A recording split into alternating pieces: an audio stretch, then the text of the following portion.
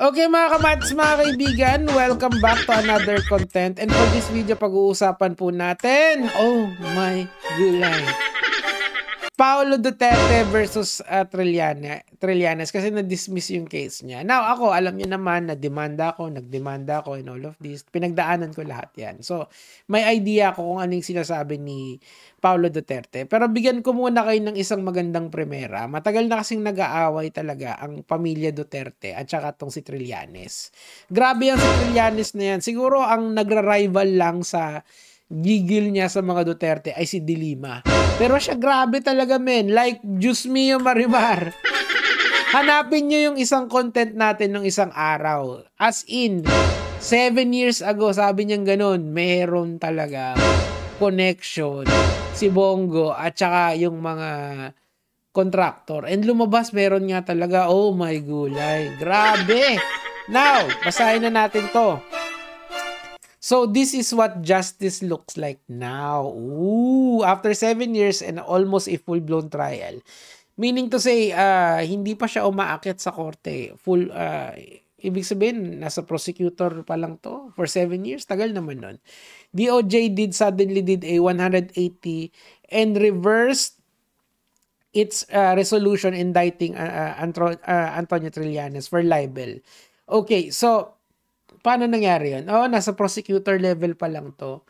So, meron ng resolution of indictment si Trillanes. Meaning to say, meron ng information na ifa-file sa korte na si Sonny Trillanes should be charged with libel. Gets nyo? So, kailangan mo, yun yung importanteng context dito eh.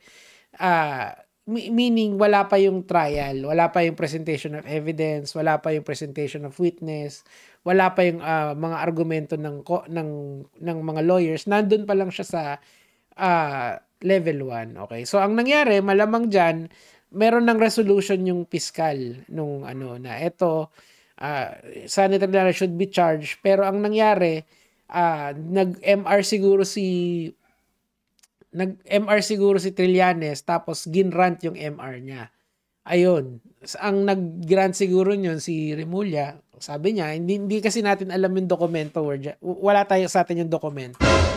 And now, Remulla talk about timing. Hey! Kasi, sigurado kung 7 years ago, hindi pa si Remulla yung DOJ dyan.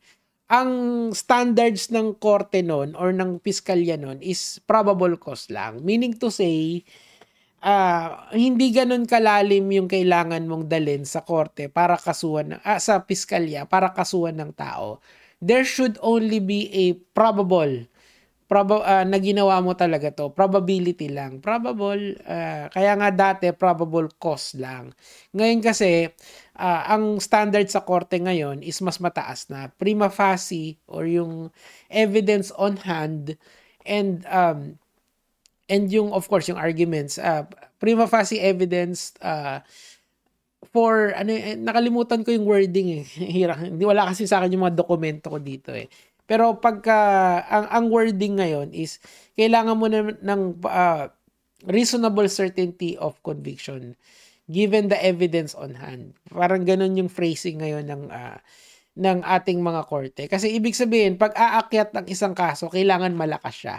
Hindi lang basta or may chance manalo, mataas yung chance manalo. Gets nyo?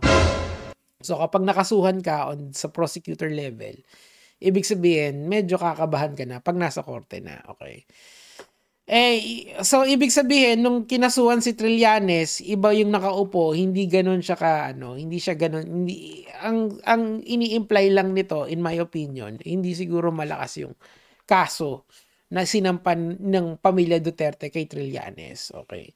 Kasi kahit nasabihin mo naman magnanakaw yung mga yan, kung meron ka namang at least konting reasonable grounds para pag-akusahan sila, okay na yun eh. Like for example, si Trillanes, magkakaso pa nga siya ng plunder kay Bongo eh. 'Di ba? And related daw doon si Duterte. He has all the goods, sabi nga nila. It seems like the DOJ has finally found its true calling as the defender of the law, but as the prosecutor of the political ally of the administration. Protector pala mali. Dismiss the case against Trillanes, of course. The new justice system of the Philippines, one where friendship and political accommodation trump accountability. Hindi naman kasi hindi naman natin ma-appreciate 'yan ng sobra kung hindi natin nakikita yung dokumento, kung hindi natin alam yung facts, 'di ba? Pero ako, in my opinion, siguro mahina yung sinampa nila kay Trillanes. Of course, magagalit sila. Ako, yung mga sinampa ko, awa ng swerte, umakyat naman sila lahat. Magta-trial na yung iba doon. Pero, gets nyo, masalimuot kasi talaga sa korte. Whether you are the accused or the one that, yung complainant, it's still masalimuot. So, sabi nga nila, the best case is no case talaga. Ewan ko kung bakit, alam nyo, kung gusto nyo ng accountability kay Trillanes, kasi, sagutin nyo ng diretso, 'di ba? Tsaka yung mga bintang niya naman, it's being proven to be true, 'di ba? EJK. Ano nangyari kay Duterte? Nasa ICC ngayon. Yung kay Bongo, hindi pa niya nasasampa yung plunder na yun. Actually, sinampa niya na yung isa na yun matagal na panahon na. Alam ko meron ng nauna. Pero ngayon, may sasampa siyang bago kay Trillanes. That was 7 years ago. And it's being proven to be at least, meron siyang at least reasonable grounds para paniwalaan mo yung sinasabi niya. That's how good Trillanes is. Underappreciated si Trillanes, totoo lang. Kasi nga, nakakainis naman talaga siya kasi ang kulit niya nakakainis talaga siya. Pero pag pinakinggan niyo yung sinasabi niya, makikita niyo that hindi siya nambubullshit. 'Di ba? Kay Bongo na lang, doon niyo tignan. Kita mo, kikilabutan ako. Galing Mga judge at justice, pwede na kayong mag-resign. Kayang-kaya na ng DOJ, ng ombudsman, ang buong batas ng Pilipinas. Hindi naman ganon, okay? Wag overgeneralization yan of what's going on. Iniba nila yung standards kasi malamang mahina yung case nyo. Kaya yun binasura. Pero kung malakas yun, sigurado ko naman aakyat yun, di ba? If this is the standard of integrity that the Ombudsman and DOJ wants to uphold, then perhaps lawyers should all go back to school. This is coming from a non-lawyer. Ako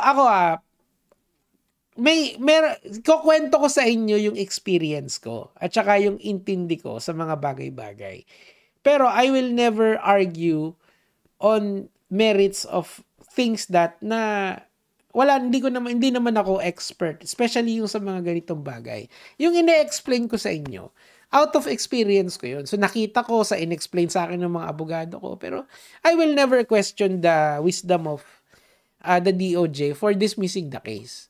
I will tell you kung anong implication nun. The implication is walang kwenta yung kinaso nyo kay Trillanes. Ganun lang kasimple yun. Kung may kwenta yun, di umakyat yun, di ba? Okay.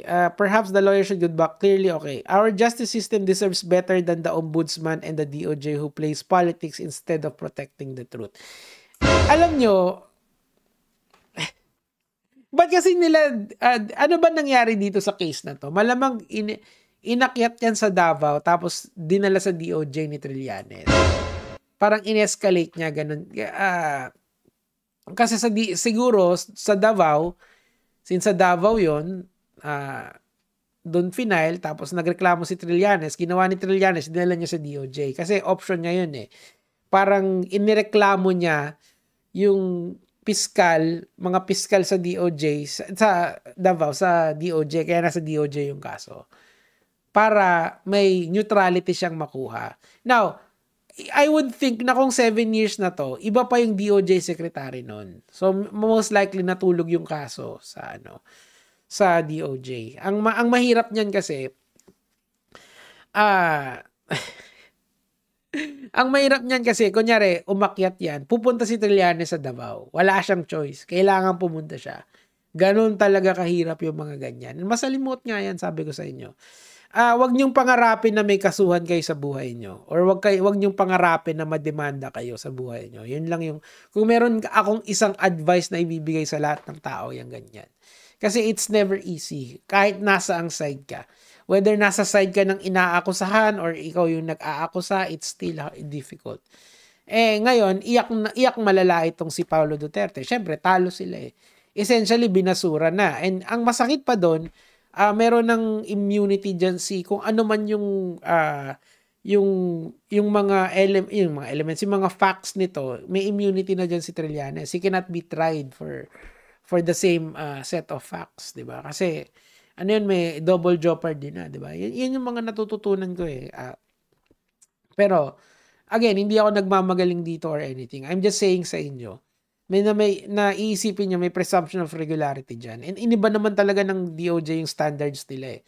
For every cases, mas mahirap na mag-file ng kaso ngayon. 'Di ba? Anyway, mga kamads, mga kaibigan, yun lang naman po yung sa akin for today. Sir Sunny, congratulations! Kaya